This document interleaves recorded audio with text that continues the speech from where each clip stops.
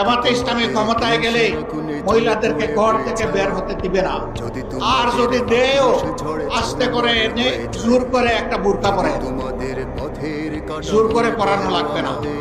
যে দেশে ইসলাম কায়েম হবে, এ দেশের মানুষেরা, মায়েরা আনন্দের সাথে সেদিন তারা ইজ্জতের জন্য তাদের সম্মানের মর্যাদার পোশাক পরিধান করবে। তারপরেও কোনো মা, কোনো বোন যদি এই পোশাকের বাইরে থাকে, আমরা তাদেরকে কথা দিচ্ছি, নিশ্চয়তা দিচ্ছি, কারো উপর জোর কাটানো হবে না। কারণ এই দেশে শুধু মুসলমানরা বসবাস করে না, অন্যান্য ধর্মের লোকেরাও বসবাস করে। তারা তো আমাদের ধর্ম যেহেতু গ্রহণ করেনি, তাদের জন্য ইসলামের প্রেসক্রাইব করা পর্দাও তাদের জন্য প্রযোজ্য নয়।